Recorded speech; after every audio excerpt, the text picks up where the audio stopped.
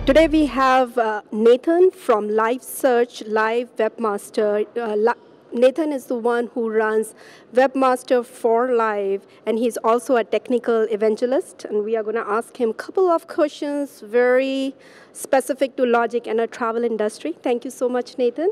And our first question is really related to architecture. So this is specifically for lodging industry or a small business. Great. What are some of the most difficult or most crucial issues you always see with small businesses in terms of the architecture of the site? Okay, great.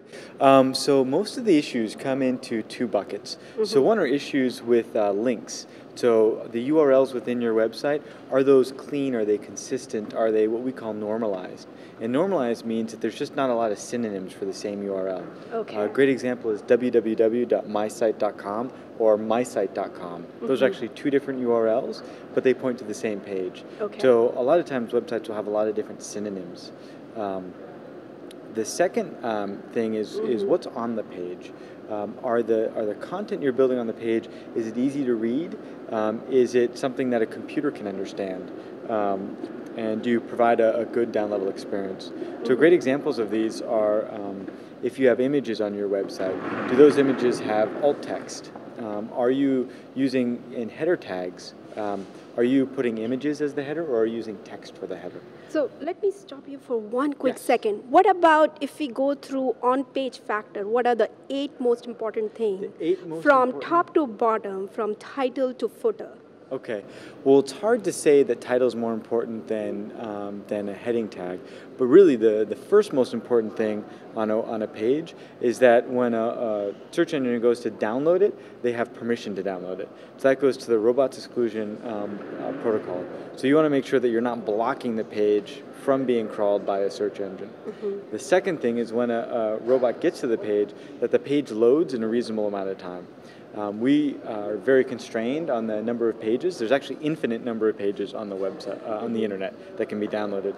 So we have to use and plan our capacity very judiciously. So any page... Any number you can share with us?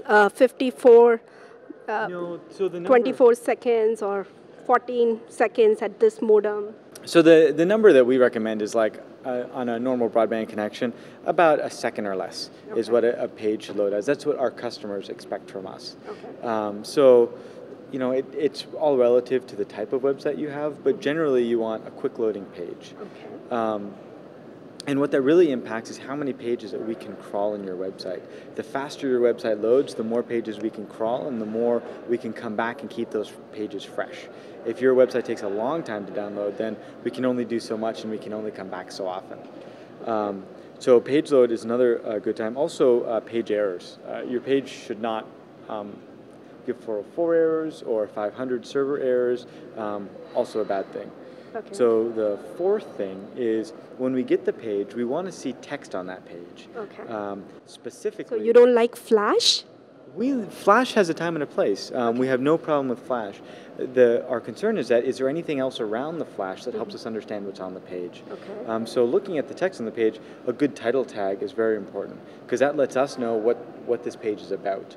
You want to make sure that the title tag is different on every page and that title tag accurately describes what's on that page in a very concise manner. The second important piece is a good description tag. We always look to the page first to tell us what the page is about. If we can't find it in the meta description tag, we'll look for text on the page itself. If we can't find it there, we'll look to the ODP, the Open Directory Project, or some other site like that. But you really, as a publisher, want to own that description. So recommend a good couple sentence description in your meta tag, and then on your page, you want to have some set of content, maybe like a paragraph or so, that describes what the page is about. Now, if you want to have Flash in there to spice up the page, maybe you have a hotel, and you want to use a Flash object to kind of let people look around the rooms and really showcase how great your rooms are. That's awesome. Absolutely do that. We just recommend that you stick some text on that page as well, so that people who have like smartphones that won't render Flash, like an iPhone, they can see the description and know what's on the page as well. You know, again, I'll just get back to one more thing. For hotels, typically content, right? Nobody really wants to know about color TV and beautiful lobby and everything you have. So what is the ideal content? Should hotel be talking about things to do in the area? Should they be talking about Paramount's Great America if they are located here? Or they should be talking about beautiful color TV and a spa and a heated room and have a whole page built on that? So, as a search So engine, value of content. exactly, content is very valuable. As a search engine, we try and model everything we do to try and understand what customers really like and what they look for in websites. So we have hundreds of factors that we look at today, and we can't say exactly what those factors are. But if a website owner for a hotel, for example, if they're trying to build a website that we would like, think of what your customers would like. So if you think about the average person who comes to a hotel, I could see that they could be very interested in all the features of the hotel. Maybe it's a family and they want to know that there's a color TV to keep the kids occupied. Maybe they want to know that there's a suite so you can lock the kids in another room while you have a good time, or stuff like that. Also amenities within the hotel, what's in the area, all of that stuff can help you generate content that people care about. Okay. Another great type of content is what we call user-generated content, and that's where your customers actually write your content for you. The trick is you have to create a value proposition for them to do that. Right. It could be access to more reviews. It could be to showcase some of their family photos, some of their artwork, stuff like that. But if you create something like that, you can have your customers creating a lot of information about your website, about their stay, what they thought of it, what they did, which could give ideas to other potential customers as to the great, exciting types of vacations that they could have at your establishment. So all of that is great stuff. Great. So let me ask you, this question always comes and from a lot of our customers and also a lot of the people who read our newsletter. Brand new domain, what should I be doing? And again, it's a hotel owner. They don't have too many exciting things happening at the hotel level. And it's a small or medium size or even a big hotel. So what should they do? Just very overall 360-degree, generic, step-by-step, few tips you can give out. Okay.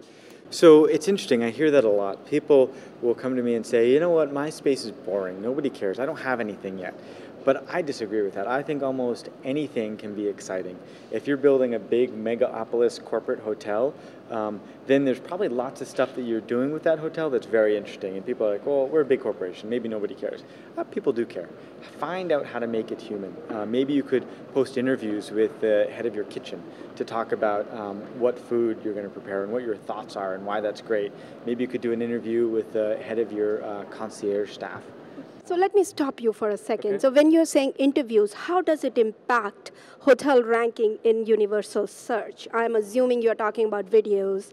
How's that impacting ranking? So what you're doing is you're creating content that people are interested in. Okay. And people will go and find that content. It gives people a reason to link to your website.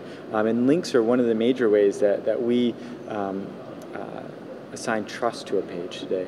And they're relevant links, right? So if you post, you could do a video, you could do an article, whichever works best. If people see that and they get excited about it, they may go and post a link on that from their blog. They may dig it. They may do any sorts of number of social media things to attract more attention to that interview. It gives people a reason to come to your website and come back to your website. Okay. So those things can help you out tremendously.